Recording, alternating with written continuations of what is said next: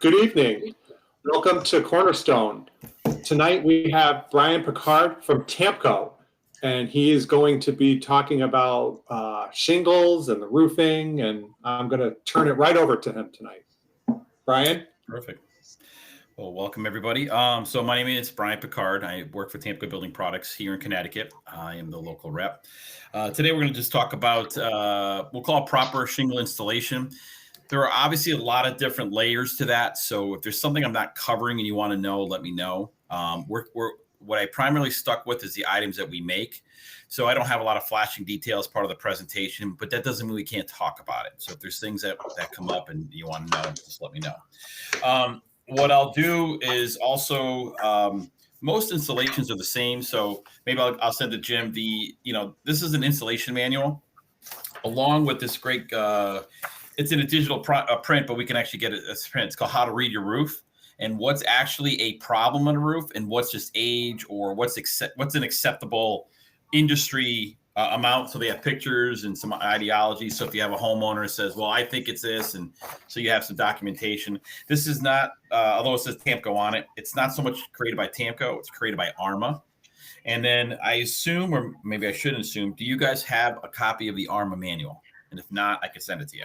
No, send us whatever you want, and then we will post a link on it on our website. Perfect. The ARMA, just so we begin, today's presentation is not a Tamko presentation. This is what they call brand agnostic, industry related, non-code specific.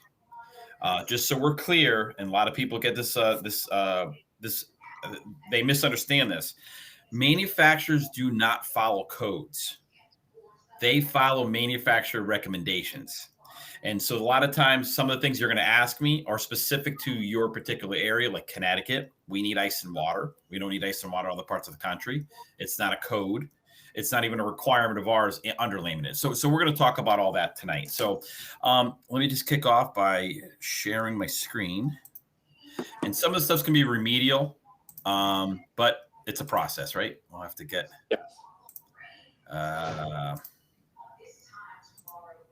Okay, so tell me when you see my screen. We're good.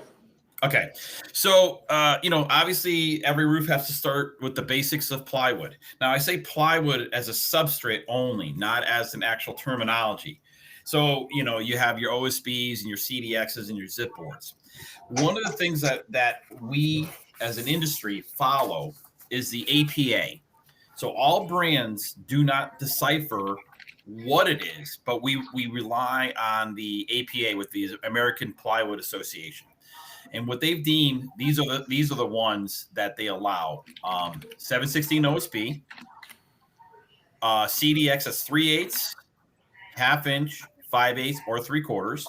And when I say zip board, I don't actually mean the brand. I just mean the technology of what they offer. There's other brands out there. So let's just go over OSB. As you all know, OSB is oriented as strand board, and it's just glued together.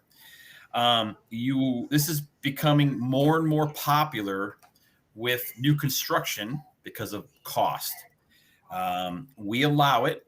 However, the industry is, as you know, once OSB gets wet, what's the first thing that happens? It swells. And when it swells, you lose all the structural integrity, and nail heads pop out and shingles fall off. So one of the ones that we like the most is CDX. Okay, now with all of these, I won't be covering it today, but there is a span joist formula you have to follow. So you can only go so far in OSB. You can only go so far in 3/8. You can only go so far on all the different sizes. With the assumption you guys know that, but one of the things to be cautious with is any scalloping, any humping of shingles may be a framing defect or an insufficient plywood to meet that framing detail. One of the big things we hear in the industry is that, can I do 2/4 inch on top of each other to get, ½ inch? And the answer is no. It has to be a single. The industry wants a single piece of wood to be the substrate. Now, the confusion is, if you already have a 1/4 inch down, can I put 3/8 on top? And the answer is yes, because 3/8 is an acceptable plywood. So as we move down, zip board, I'm sure you've seen it. The big thing that we have to pay attention, or you have to pay attention to, is if you see this, color is everything. Different brands have different colors, but this particular one is called Zipboard, and it's the Huber. And there's a green model, and then there's a, I guess we'll call that terracotta model. The big thing is you cannot put green on the roof. The way that they manufacture it, they'll delaminate. They'll actually start to separate, because whether you know this or not, those Zipboard systems are typically an OSB base product with some kind of cap sheet and a tape seamed. Okay, now we're gonna talk about tape seams a little bit later, but one of the things I didn't put in here, and I recognize it as I'm talking out loud. The big one is sheathing boards. That's still out there from old install. And we all have a termination and a definition of a sheathing board. A sheathing board is boards that have to be more than 6 inches in height and at least 1 inch thick. So you cannot use a trim board like a 1x6. You can't do that on a roof. And it also has to be tongue and groove. And if it's not, it doesn't qualify by any brand, any code, or anything. So you would have to do a minimum of 3/8 CDX, OSB, or even some kind of Zipboard system over the top of minimum. You could leave it down. You could just go over it. The big reason why with the sheathing boards is that the gaps that they form from when they dry out, they could be too large, and the nails could find their way into those gaps and not actually holding down that row or that particular shingle or any of the things that are attached to it. So, by the way, along the way, if you guys have any questions, feel free to ask. But the sheathing boards and plywood has become more and more predominant as an issue because of ventilation. And we're going to talk about what Connecticut does versus other states, and what kind of complications that has come to us. So, but again, just to go back to sum it up, we do follow the APA, the American Plywood Association. No manufacturer sets what the substrate has to be. We don't set the spans. We don't actually require any of that stuff. But if those are not met by the APA, you won't be warranted, and you're probably not going to be insured if there's an issue because of improper installation. Okay, so now we're going to talk about ventilation as a means, but not as a functionality as a product, meaning ridge cap or any of those kind of things. We're not going to get involved in that, but the ventilation has to be adequate. Okay, and if it's not, as you can read in the screen, it'll build up moisture, as you know. And so what's happened is when we have created this new code, and I'm using parentheses, of either ice and watering the whole roof or taping the seams, we have limited the amount of airflow in an attic. So now we have to rely on other devices like bigger soffits, clean ridges, maybe some kind of mechanical vent like a solar, maybe a non-mechanical vent like a Brone, or something that just allows air to ventilate. The thing is, it has to ventilate. So here's the kind of the rule of thumb that we as an industry, meaning myself, use. If it's an older home, it's probably ventilated enough because it has plenty of years to show whether there's any humidity in that attic. If it's a new install or a new revamp, like a cape, they just put a new ceiling in a cape or something, then that may cause issues. So with that being said, ventilation is one of those things that does require a skilled person to do so. You have to do tests on site.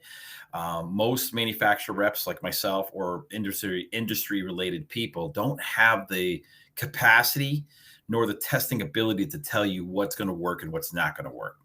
This is probably one of the biggest failures we have in a roof, is improper ventilation. So as you read the list, you're going to get rotted wood, premature failure. So if you go up in the attic and you're starting to see sponginess, or the big one, nail heads. You ever seen that the tip of the nails or the bottom dripping with water? Some people think that's it's leaking through it's a leak through. And typically what it is, it's a moisture that hasn't released out. So whatever you do, you have to make sure that the house is ventilated. So when you're going up into your attics, things to look out for, that the soffits are open.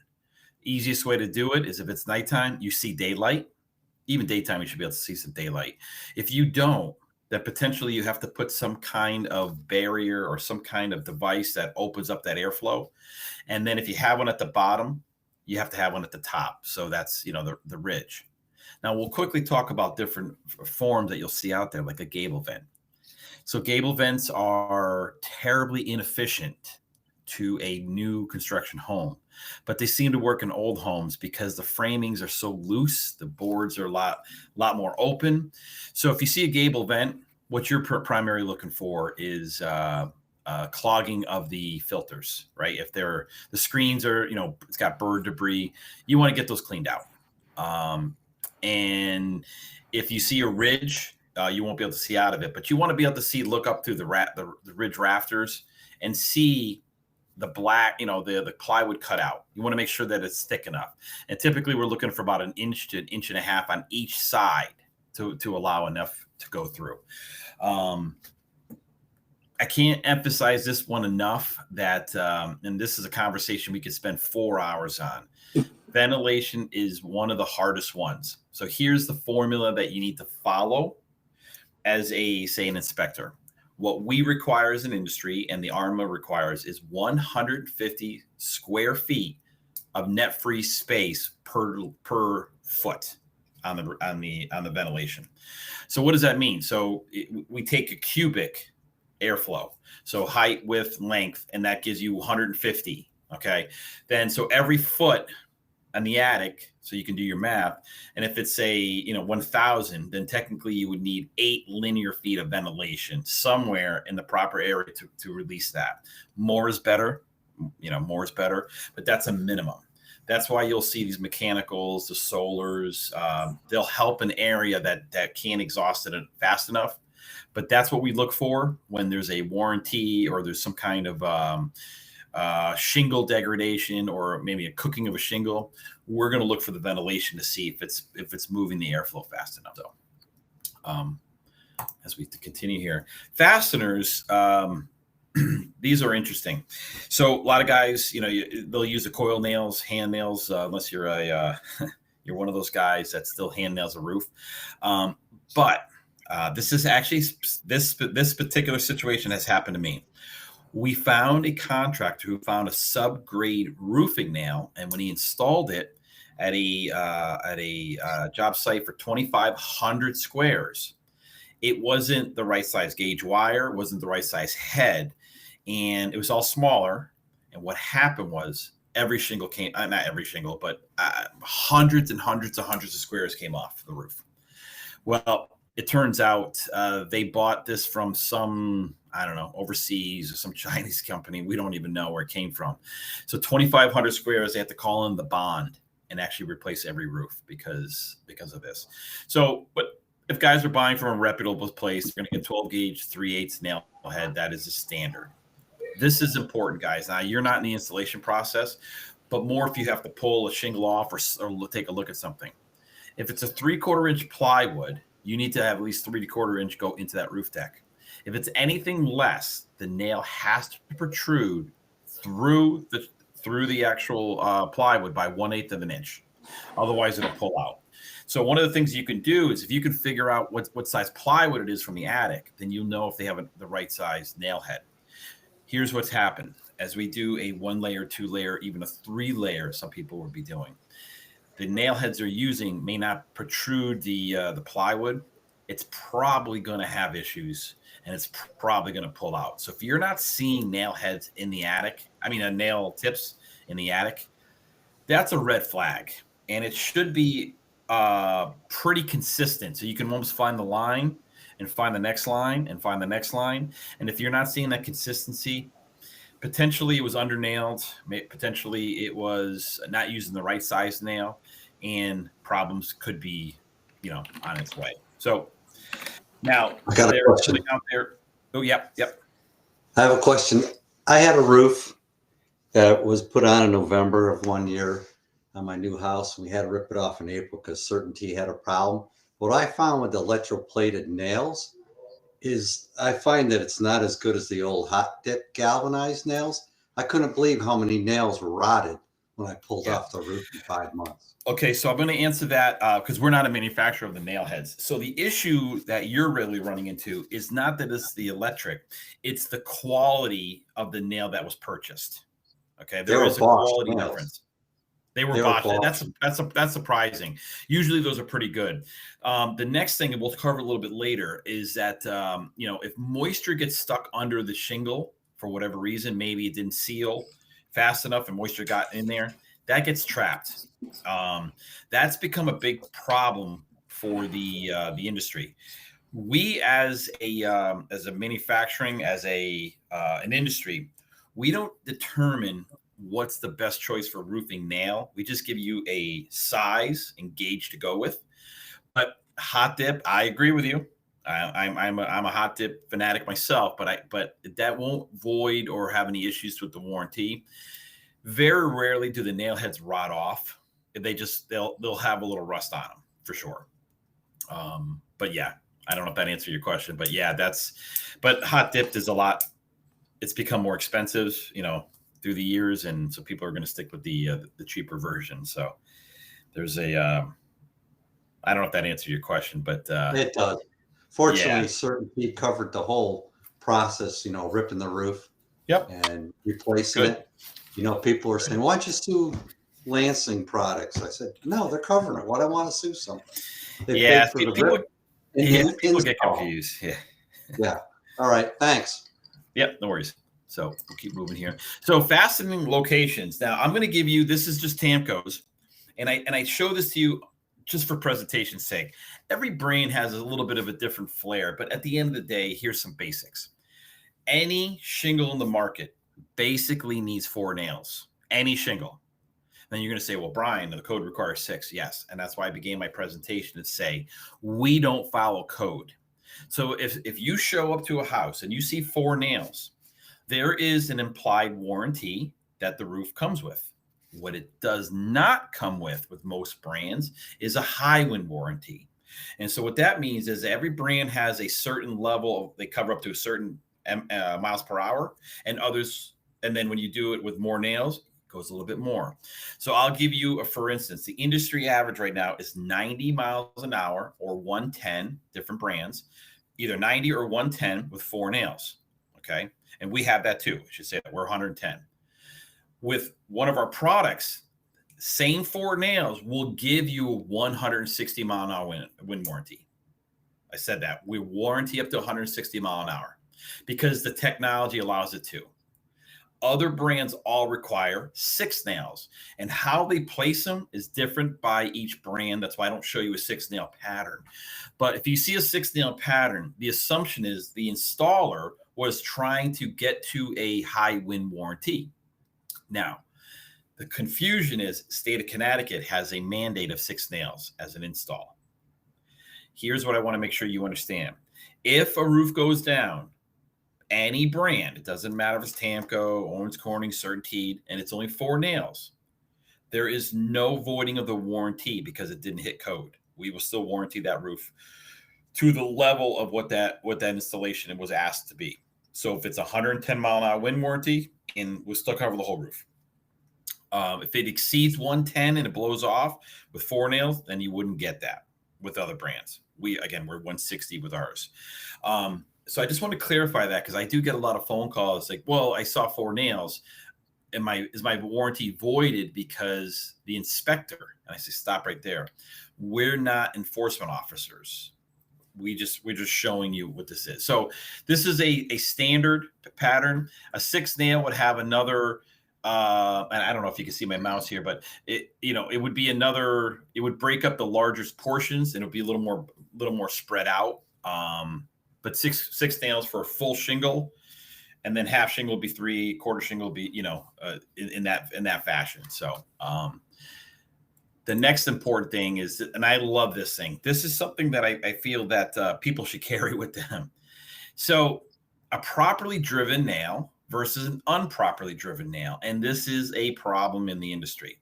guys turn up their guns and what have you, or they don't put them high enough and they leave them high. And so the idea is the 3/8 crown has to be flat with the top of the shingle, not indented, not above it, because it'll poke through the top one above. And if it's indented, eventually it could wear through the edges and tear through.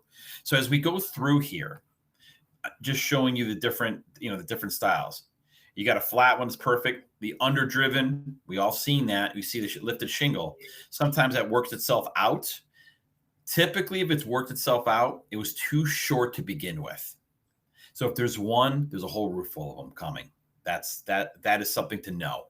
So if you're seeing one or two, unless you go in that attic and see that there's moisture, like some kind of plywood issue, then the reality what's happening is that there wasn't deep enough and it's working itself out. Overdriven's a big one. Cold weather climates, guys hammer it down, leave their guns at 150 pounds, and when they should be at 90 or 100, and they do that. The big one that we see a lot of is the crooked one, where the edge catches and it rips the shingle. It technically creates a leak spot, and it makes the shingle weak because the nail head is what gives it its strength. So it's not easy to do a whole roof, but we would love to see them all flat. So if you're looking at anything, that's something to really consider. I love this thing because I bring it all the time when roofers are complaining about something. And I said, look at you, you're overdriven, you're crooked, you're in why should we fix your problem? You have to install it the right way. So Brian, your shingle with that strip, that's pretty strong. At least when I saw you do that demonstration. If they drive it on an angle, will that go through that strip? Good luck if you can. We have a technology that's pretty impressive. So we're not going to have the same issues. Remember, we're talking industry. We're talking right. what most of the industries like.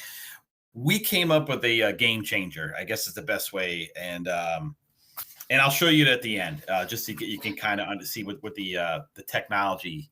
We're throwing technology into shingles now, and it's kind of cool what's happening here. So we're going to cover underlayments, and underlayments are a necessity. Okay, everyone understand that we can no longer. There was a days back in the 80s, if you guys remember, you can actually put it right on plywood. Remember those days? We still seeing those roofs. You have to have an underlayment.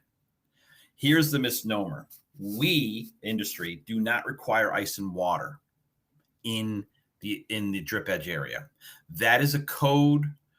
That is a code requirement and an insurance requirement for the code. So your ice dams and stuff like that. But when we go down south, most roofs are full synthetic. Now valleys always are ice and water, no matter what. A valley is always ice and water, but we don't necessarily need ice and water. And I say this to you because right now we have a code in Connecticut. Well, actually, let me continue to the seam tape, because that'll be better. So you have your ice and water and your synthetic. Your synthetic, if you haven't touched it, it's pretty amazing stuff. I mean, 10 square, you carry with one hand, super durable. You can walk on it. You can leave it out for 180 days. Anybody remember when you put felt paper out for about 12 hours? What happens? It buckles. And you get telegraphs to the shingle, and then you get a phone call. Well, that doesn't look right. Well, that's because it's an impregnated piece of paper. At the end of the day, it's only paper impregnated with oil. And if that paper gets wet, it crumples up. You're not seeing too many installs. We were the largest felt producer for about 20 years. We didn't make it under the Tamko brand. We did, but we actually made so many brands. You guys know them. Okay. We got out of it because it was it's becoming a dinosaur. It's just too heavy to carry. It tears. You need cap nails versus roof nails. And so we got out of it, but there are guys who still swear by it and they still install it, but it's a rarity. So you're not going to see that too much. But if you're going to look at felt, one of the things you'll start looking at is if you're looking at a shingle and you start seeing felt come through, well, then that means there's a moisture problem underneath, forcing that felt to rip and actually start sliding out. Some of you may have seen it. Some of you may not have seen it, but that's why you go synthetic. It's it's a pretty, it's pretty hard to tear it without a knife and rip it and all that stuff. So that's why a lot of guys are going that. The big one is seam tape. This is a state of Connecticut only requirement. Do you guys know that? I don't know if you know that or not, the seam tape debacle. It was thrown into a general assembly. And what it states is that any run that's over 3 feet long has to have seam tape on it. So here's the killer. If it's the end of the roof and the plywood is under 2 feet long to the edge, it does not require seam tape. You can leave that open. It's only 3 feet or more. We don't know why. We didn't create it. Now, the code also allows you to, if not do seam tape, if you use seam tape, you do have to use synthetic to cover it over. You still have to cover the whole roof. Now, you're allowed to use all ice and water. And there is a argument to that. It's not that we don't warranty it. Every brand does. It's that we require ventilation to be working properly. That is the one when you're full ice and water, that if it's not ventilated properly, you will know in about 3 to 5 years. It's pretty quick. And the warranties we're starting to see in Connecticut, industry-wise, are getting large because of the ice and water overlays, because we're about 5 years into it now. So you're saying, Brian, like a lot of guys I know around here are doing ice and water shit on the whole roof. And it's definitely different than the synthetic and the felt paper. So you're saying if it's not properly ventilated, does that include spray foam? So spray foam is a different beast. So spray foam, if it's closed cell, open cell, and we can talk about ventilation. At the end of the day, whoever is taking care of ventilation has to know that the ventilation is properly working. So you use spray foam, it could work fine if you have your baffles. You're open to both sides, but the second you close one off, that's it. It's game over, and you're going to sweat a roof, and it's going to pop for sure. Well, the spray foam, they're just spray foam. I mean, it's kind of becoming like a conditioned area, right? Yeah. Well, that's the reason why they're trying to do a conditioned air. The issue is nobody in the roofing world warranties a ventilation problem. So we can only do so much. So we're on top. Whatever's underneath is not our doing. We don't even own plywood. So you as and not so much a home inspector, but a contractor has to know that. And so when you guys are looking at it, you're walking in, you're looking for ventilation to be properly flowing. Now, what does that mean? I can't tell you. Every situation is so different than the previous one. Some people do smoke tests. Some people do what do they call it? The house, the vacuum system, where they pressure suck test. the air. Yeah, pressure test. That's it. Yeah. So you could do all those. For today's conversation, when you use ice and water across the whole roof, there may never be a problem if it's properly ventilated. But back in the day, if you remember the old homes that were, terrible, the plywoods, they shrunk, air could get out everywhere. Now air has a very specific spot to leave. The newer homes are tighter, and we'll call it within the past 20 years, right? Past 20 years, they put this hyper focus on sealing this house is so tight that they're causing mold on windows. I mean, you guys know all this, right? Trims are starting to rot out because there's no way for it to ventilate. Roofs are the same way. But for today's purposes, I'm going to teach you something real quick. Do you guys know the code? I'm going to draw it real quick here. 1 second here. I'm going to draw a little house, and I'm going to turn my camera off. I mean, my screen share off. Did it come back to me? Hold on. Yep. Can you see me? Yep. Okay. I am a terrible artist, but this is a mock-up of a house. You guys can see that? Yep. Correct. Okay. Does anybody know the code for ice and water? What is the minimum code? 3 feet up. Isn't it 12 beyond the condition wall? I'm trying to, so in other words, you got your overhang. Correct me if I'm wrong. You have to go into the condition area where that, wall ends. So if it's a huge overhang, it can make a difference, Right. So here's the thing. It's 2 feet inside the heated wall. Then it goes vertical. So the linear of that may not be one roll. So here is the rule of thumb that works. You need one roll if you have less than a 10-inch eave. Once you hit 10-inch eave or just a little bit more, one roll no longer covers it. So you got 2 rolls. That's right. The steeper the pitch, the more coverage you have because it's going up, not out. So the lower the pitch, then you have to get more ice and water. So kind of what the industry has adopted to in Connecticut installs I'm talking about is a 2-roll minimum, 2 rows minimum. I don't know many people. 12-inch eave, which a lot of them are, you got to go 2 rolls. 100%. Oh. Yeah.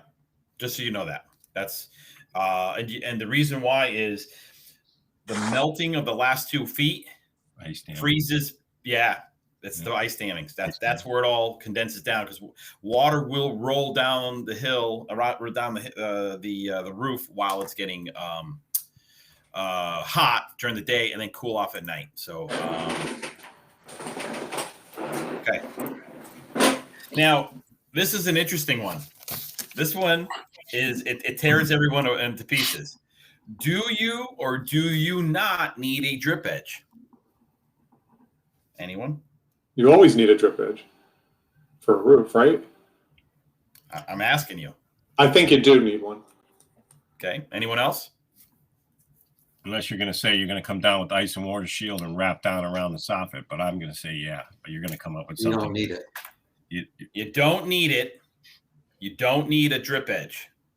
What you do need is if you don't have a drip edge, then you need to install the shingles with an overlap larger than I don't have all the exact. Nobody does it this way anymore, but it's something like an inch to 1.5 inches over the last edge. Okay, so you don't need it. However, there's a performance things. There's a performance. Wind-driven rain, water stays out of it. It does its job. Okay. The big thing that you'll start seeing more and more, we start seeing in proper installation. So does everyone know the difference between a drip edge and a rake edge? Yeah. Okay. So you know the drip edge actually has that little protrusion so that it drips off. And a rake edge is more of like a 90 with a little kicktail. You cannot install a rake edge on any drips, on any noses. But you could install a drip edge all around the house. Did you guys know that? So no, not all drip edges are made the same. If it's a rake edge, it cannot be used at the nose. That is an industry no-no. Okay. ARMA says that. We say it. No warranties. So you don't see that much. What you'll see more in the system is you're going to see the contractors using drip all the way around versus yeah. It's just easier for them because they don't have to make sure that the crews, the sub crews, don't mix that up. If you put a rake edge on a nose, what happens is it'll actually cause a lot of issues because the water will stay against the shingle. And during wintertime, it'll come back up the shingle faster because it doesn't have that overhang to drip off. So, but you do not need a drip edge. That is not a requirement. That is what we call a high recommendation. So, so now we put the drip edges on. Okay, the drip edges want to go first. There has been a major conversation through the years, and here's where the conversation went to. Drip edges go before they touch plywood. Easiest way to say it. They touch the wood. And everything goes over that. And it makes sense because you want everything to stay on top of the same substrate and leave at one time and not go up and down, up and down, up and down. So here you go. You have ice water being put down. As you can see, there's 2 rows here. Can you see why there's 2 rows? And there's 1 row on the high side. I did this one on purpose. And by the way, I use industry. As I said, this is you see Owens Corning on there. It is not to promote or not promote. I just want to share that everybody's the same. But you see in the high side of that roof, way up here, there's only 1 course. Well, I could look at that. Either that's a balloon frame or flat frame system. You know, it's right against or a very small soffit. Very, very small. But over here, where he's standing on, I'm going to say that's probably a 2.5, 3 foot soffit, 2 feet, something like that. And so that's why there's automatically 2 courses, period. And then, as you know, the ice and water is a sealed down product, so you have to remove the paper on the back and let it seal down. Once it goes down, yeah, I don't think you're taking it off. Most brands, after a heat cycle, the plywood's coming. So that's the charm of it. So, but that's how you can see the 2 layers here. I use a Tyvek synthetic just to show you that that's what it looks like. The guy can easily work with it. It's 10 squares. He's going to use his nail gun, maybe a hand nail. He can walk. Look how he's standing on it. That's a pretty steep pitch. You think he's doing that with felt? I don't think so. That felt paper would have been torn by now. So that's the durability of that. But what's nice about synthetic is it allows air to breathe all the way around and through. So air that's stuck in the attic can eventually leave through the synthetic and through the shingles. If there's any gaps to be had along the plywood. This is seam tape. It's the same picture as before. So what it is you're taping all the seams, and typically you tape it just like a window tape. You start bottom up. The higher course has to overlap the lower course, so water is always draining. Okay.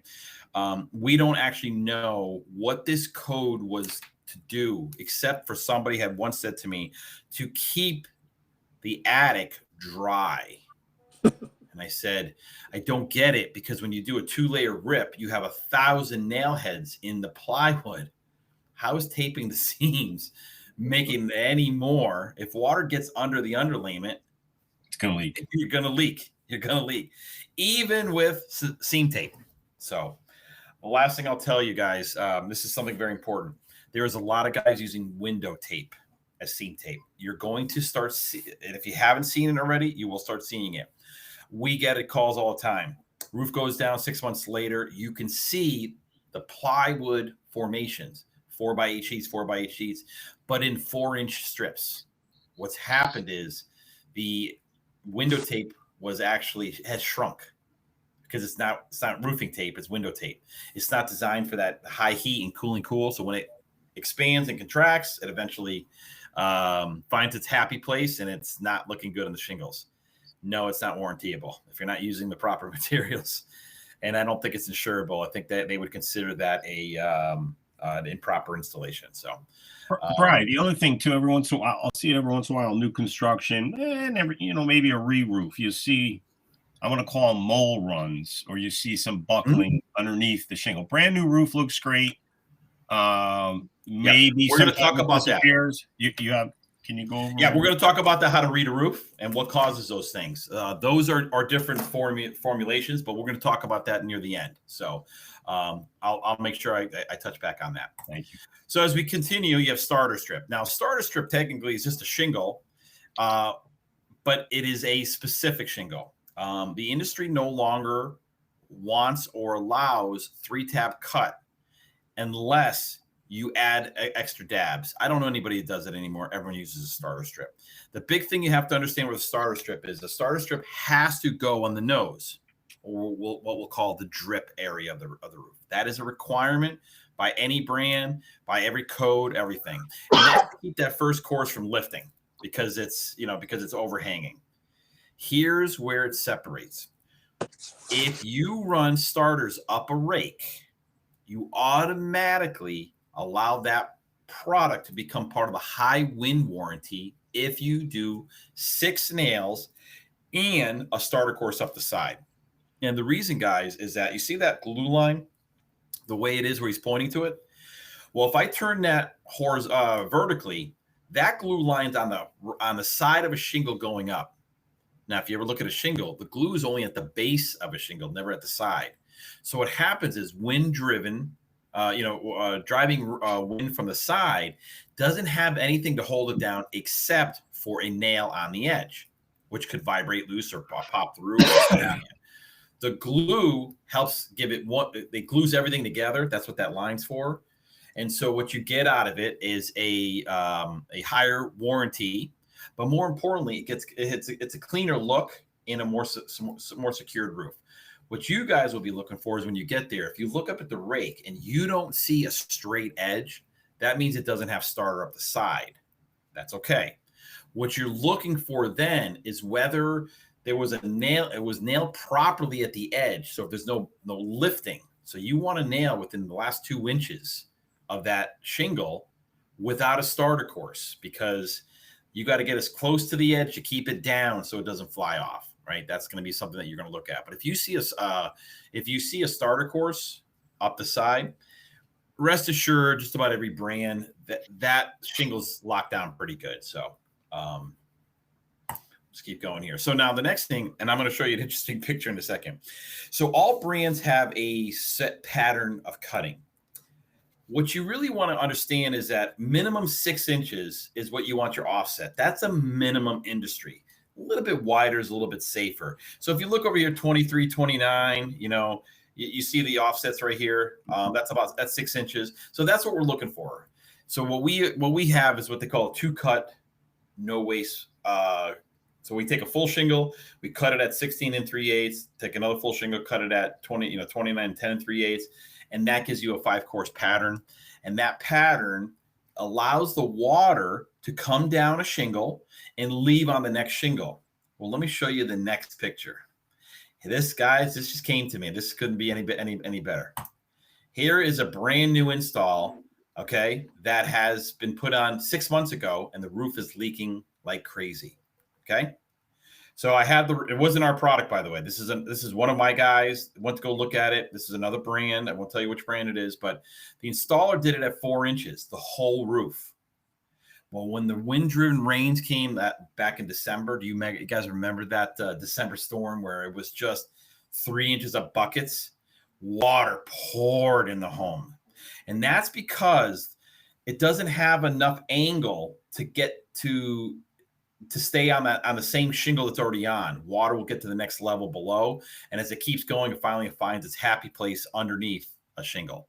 So 6 inches is what you're looking for. This is a brand new roof.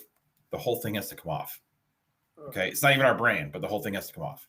Okay. It doesn't look like step flashing. I mean, wouldn't the step flashing uphold it too? Say it again. What about the step flashing? This is where it meets the dormer, right? This picture? No, this is, unfortunately, you don't see it. This is in the middle of, right in the middle of the roof. This is not near the edge. Yeah. This is right in the middle of the roof. It's just the way this picture was taken. It's the person printed it and took another snapshot of it. But I can assure you, this was in the middle of the roof. This is a no-no.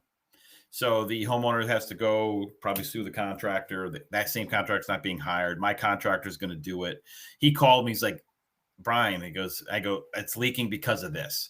Can you understand that it's too tight? That's the reason why we have to have a properly spaced. 6 inches is kind of the industry norm. And what defines that is most shingles are 5 3/8 tall.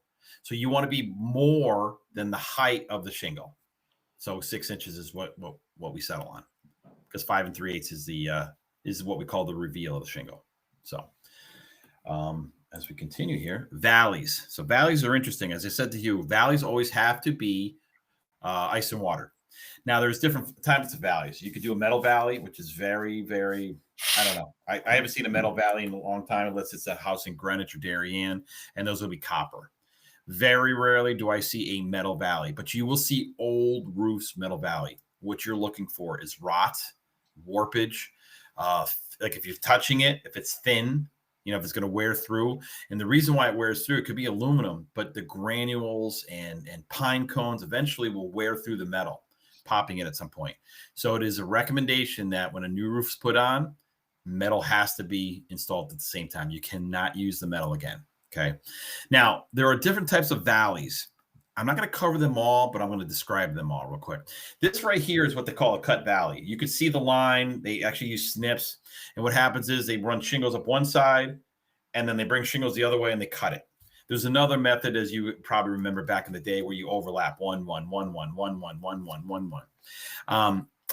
Manufacturers are getting away from wanting to warranty the closed valley systems, as they're calling it. It's very tight.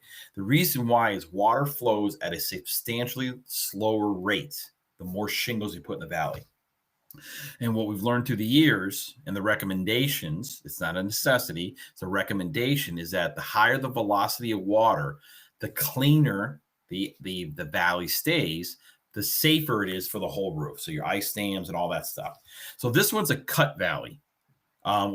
They go 1 and 1. What we allow, and I can send you what it looks like, is we allow a shingle to go up the valley vertically, and then you run your shingles to it. And the reason being is the bottom of the shingle has a glue line.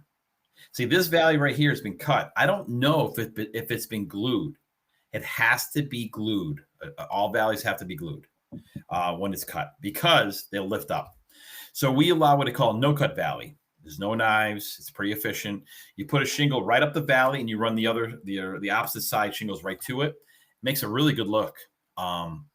We are the only brand in the marketplace that warranties it, and here's the reason why. It saves roughly about 20% in shingles in the valley. It's a cost-saving technique, and the other brands want to sell more shingles. So that's pretty much what it is. Now, I'm going to open up the floor. Valleys are probably one of your nemesis or things that you have a lot. You guys have any questions about valleys that I can answer? It's okay if you don't. We're good. Okay, perfect then. Okay, so now we're going to get to the hip and ridge. So the hip and ridge, in this particular case, you have a hip and ridge with a ventilation on there.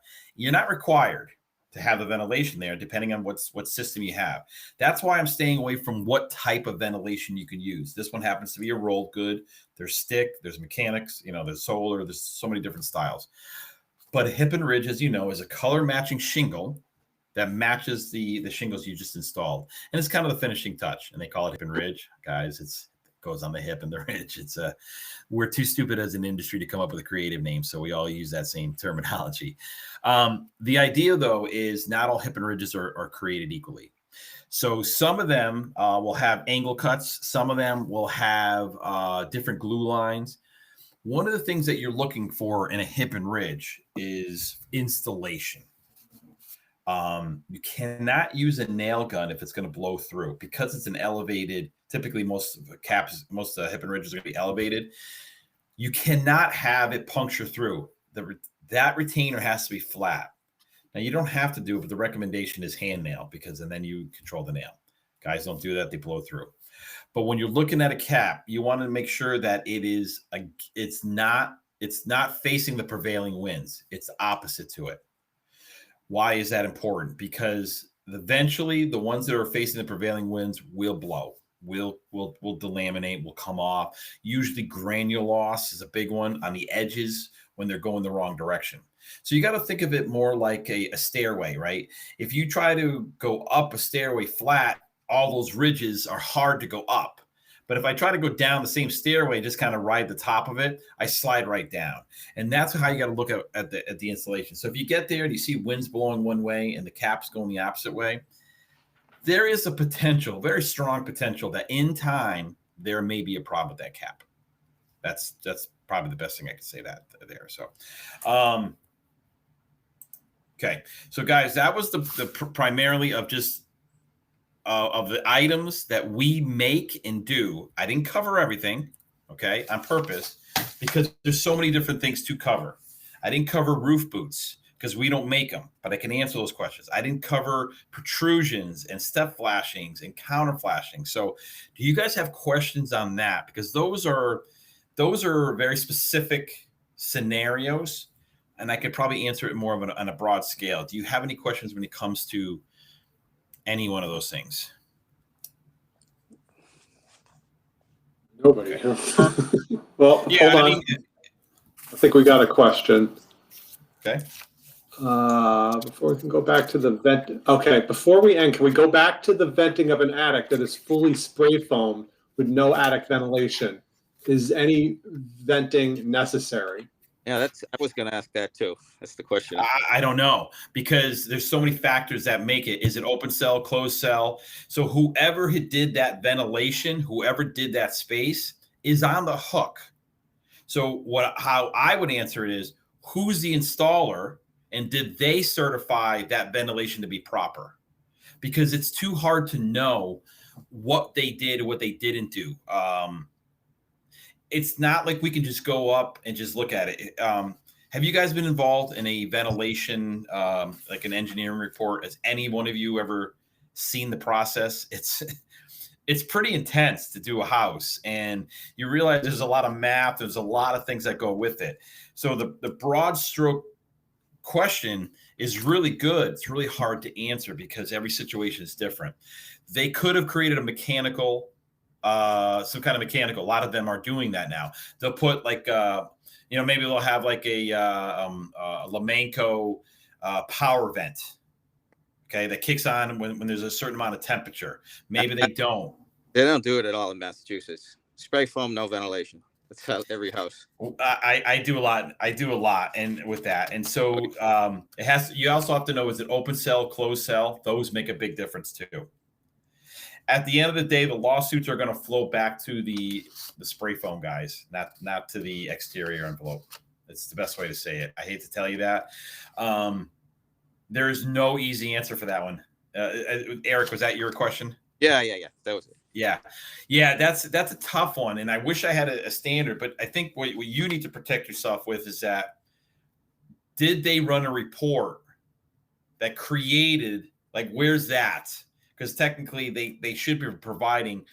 They can't just show up and spray foam and say it's going to work. They have to have some scientific why they did it that way. So that's the best thing I can tell you. And whether they put baffles in, sometimes they do, sometimes they don't. There's no way to know until you take a hammer and you rip out the insulation. Right. I think probably you're good. Yeah, I know that we've throughout the years have done a lot of continuing education on this, and you're absolutely right. I know that with some of the spray foam, what they'll do is they'll create sort of like an encapsulation, but there's space in between the roof decking and that spray foam to allow for air circulation, Yes. especially if it's going to be a finished space. But what we find, and all the time, is that a guy will just get up there and he'll just go spray foam crazy and just go right to the roof decking. We've also been told that can be okay too, because it encapsulates everything and water's not coming in. So correct. And that's actually that's not a false statement. That is true. But there's so many factors. You cannot do that over OSB. It has to be CDX. Oh, I didn't know that. Well, because spray foam is a drying agent by design. It's a foam. And so OSB relies heavily on its glue to stay inherently strong, whereas plywood relies on its layers to stay inherently strong. And so OSB causes a lot of issue. So by right, your zip boards don't want to have spray foam touching them because they're OSB based. Now, the guys are doing it.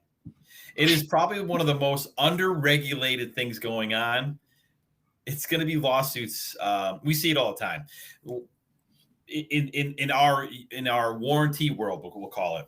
When we find out it's spray foam, there's tests that we can do on about nail pullage. If it's the fasteners are holding anymore. So Eric, to your thing, I will say this to you: if it is a conditioned space, things that you would be looking for. Now, this is not a professional opinion. This is what we see in the field. If they have a intake and an exhaust in that conditioned space, just like a forced air system would be.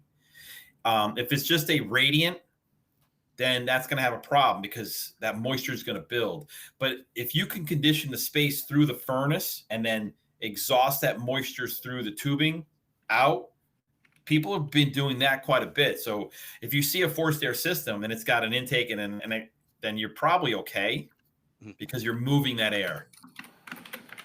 You're probably not getting a lot of that, if it's. And then the classic is what happens when the roof leaks for that stuff. You think that's going to start being an issue. You have to leave what's ever down and go over the top of that last plywood. I mean, I don't know.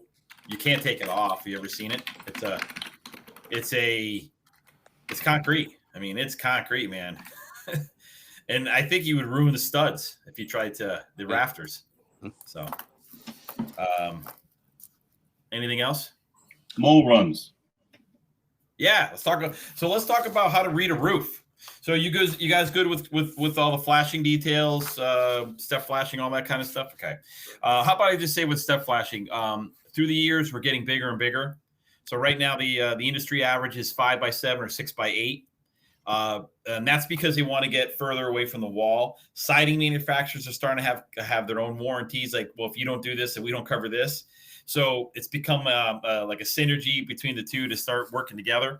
Back in the day, it was 3x5. Remember those? And then, or the 1 inch. So the reality is it has to be minimum 5x7. 6x8 has become more common that I've seen, and newer, when I say newer, younger roofers are starting to go 8x10s. Massive. You're never going to have a problem with an 8x10. So that's the only thing I would say about step flashing. Here's a cool little catalog here that we made. It's actually a booklet that we print up. This is just a print copy of it. So let's talk about a mole run. Now, when I say mole run, all of you look at one particular style, right? And the style that you see is like a humping, and you can see inside. Now, a mole run typically needs more than one to be a mole run. It has to have multiple. And the idea of a mole run is that it runs typically linear. Vertical, completely vertical. It's never we'll call it horizontally or on an angle horizontally. That's a different problem.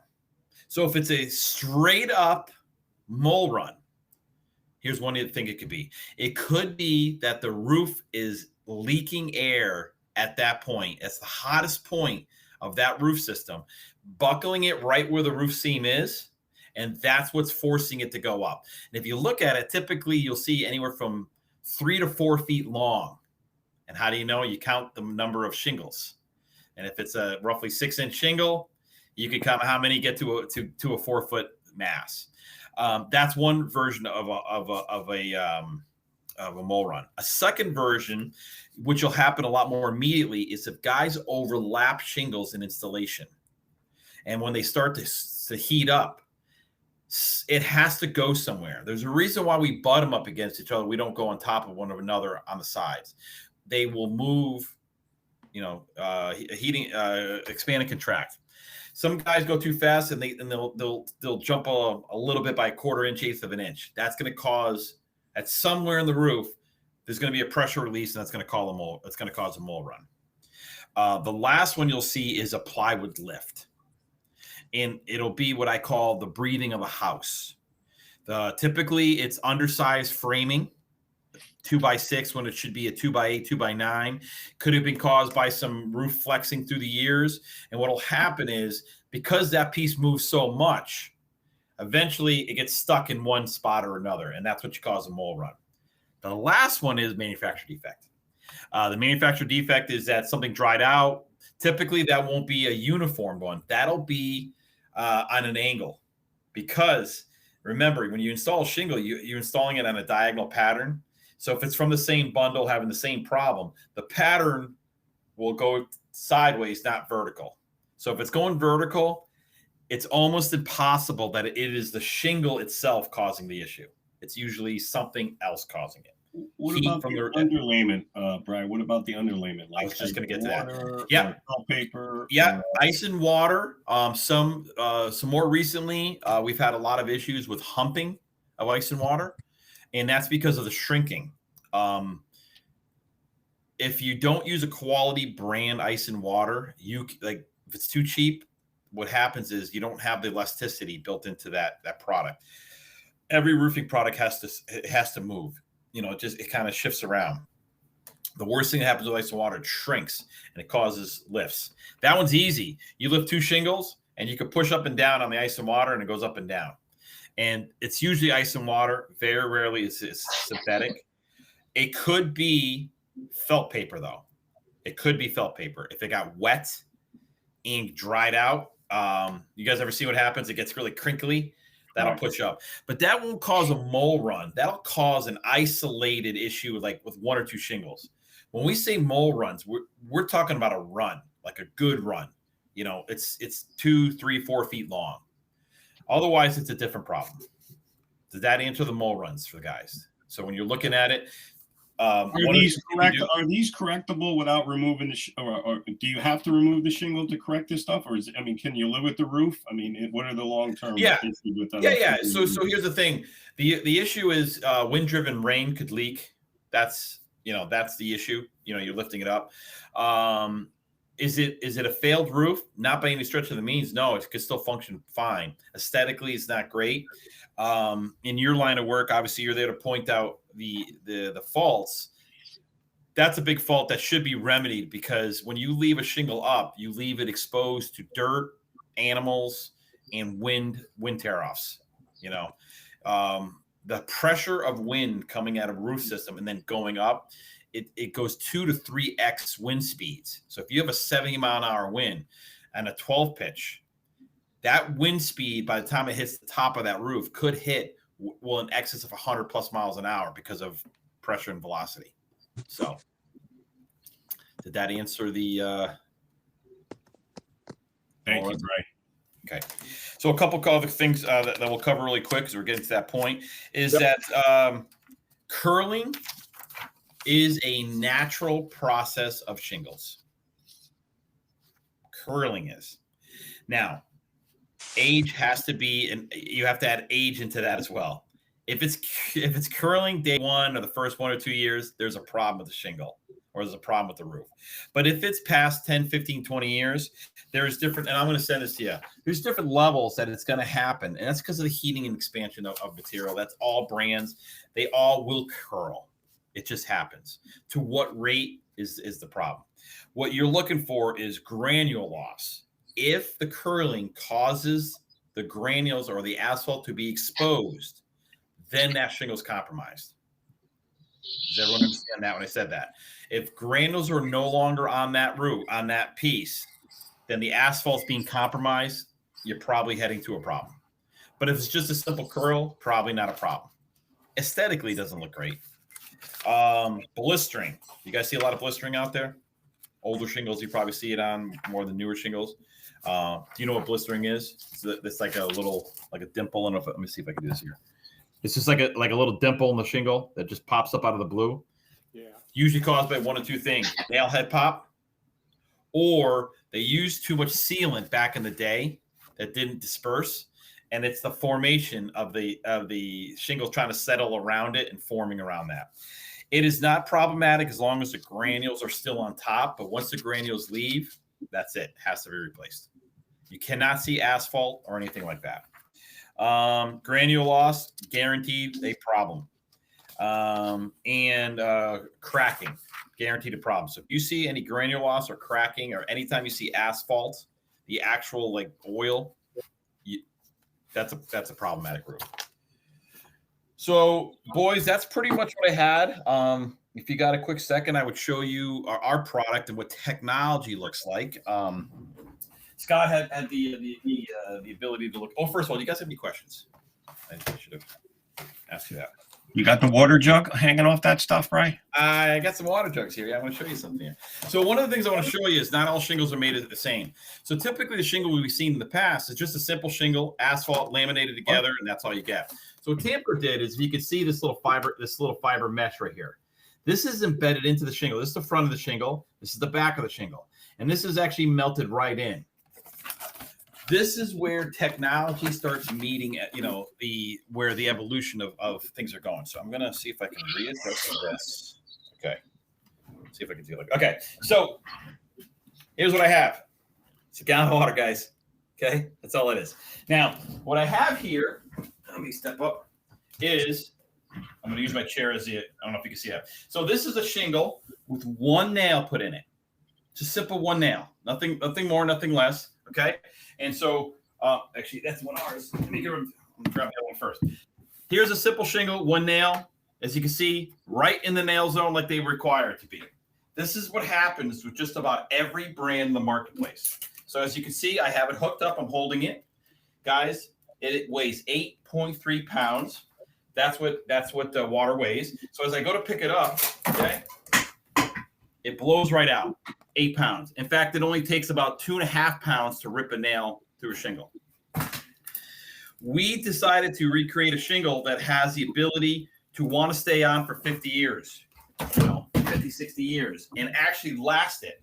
So here is, now I'm not going to give you the whole presentation because I can get a lot of water jugs, but so as I go to pick it up, I don't know if you guys can see it. Yeah. Scott will tell you firsthand, I can have up to 4 gallons on this thing. Same nail, one nail. 4 gallons, guys. That's no joke. Okay, and I haven't put it down yet. I'm not rushing to get it down. It's not tearing, nothing. And because of that, remember what I said to you before? Other brands require 6 nails to get 130. We only need 4 nails to warranty 160. Now, the code requires 6. You got to put 6. But if I show up, I only see 4, you're good. So I'll tell you the quick story. Hurricane Ian hit Florida. You guys remember that? Just devastated down there. 25 million squares in one 24-hour span. That's how much roofing had to be done.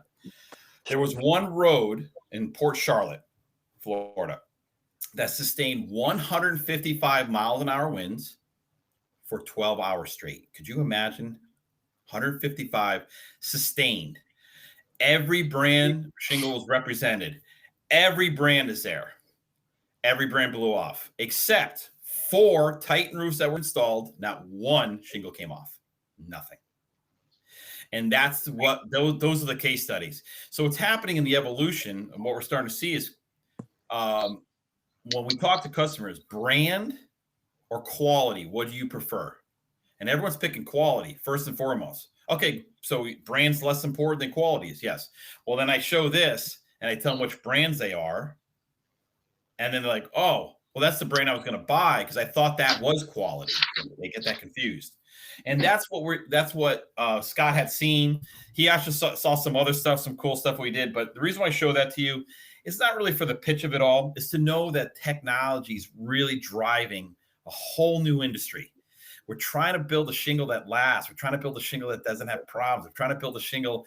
We're doing all these things. The next thing that we did with this shingle is Class 3. Anybody know what that is? Class 3 impact rated. What that means is that we could take a 1 3/4 ball bearing and drop it from 17 feet twice in the same spot and not even leave a mark. Guys, that's a heavy ball. It's no joke. And so what we're doing now is we're building a product to last time.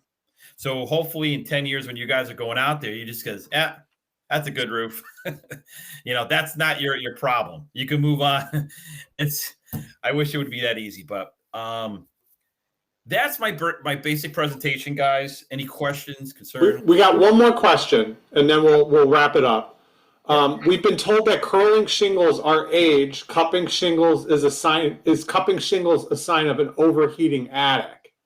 It can be, but not necessarily. So what you have to then do is you have to peel back that onion. You have to go in there, see if there's ventilation, see if there's anything that's causing that overheating. So if you see the ventilation working, like you're in the attic, you see the soffit, then that's probably just more cupping. I mean, more curling. Curling and cupping are just the opposite of each other, right? Right. So if you got 2 tabs that curl at the same, get cup at the same time, then you have a bigger cup, or it could be one side or the other. They're not necessarily related to bad ventilation. That what are the shingles? Aren't the shingles rated to a certain temperature because they're getting hit by the sun? I mean, right. But what happens is over time, the sealants get weaker and weaker. Well, the older sealants do. The newer sealants, I mean, we've gotten so sophisticated.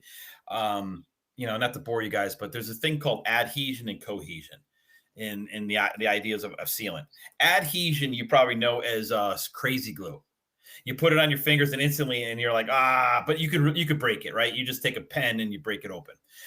Cohesion is liquid nails, 2x4s together and try to break them apart. The glue doesn't break, the wood breaks. Wood breaks. Okay. Yeah. So some shingles have adhesion, some shingles have cohesion. So to answer that question is that depending what brand it was, is what problems it will come about. I don't want to pick on a particular brand, but you guys know that there was a problematic brand with 3 letters for many years. And what they had a major problem was, their glue sealants wouldn't stick. So the shingles would move. And they would move so much that granules would fall off. and then they would cup and curl, and then they failed. So that was a factor of not the ventilation. That was a factor that the adhesive they were using was so terrible that allowed the shingles to talk and move and wave, and you can't do that. The shingles want to stay where they are. That's what it gives its rigidity and strength. So.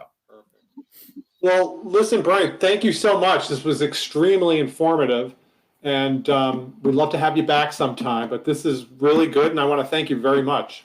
Thank you, Brian. Welcome. And guys, just so you know my background, I was a contractor for many years. So there's other topics I have. Today was proper installation. So let me know what you're looking for. There's a lot of other things that we can get into. But just let me know, and I'll be accommodating. I definitely will. I'll reach out to you, and I'll shoot you an email for those information that we'll have on our website. And Jim, I'm going to send you the emails.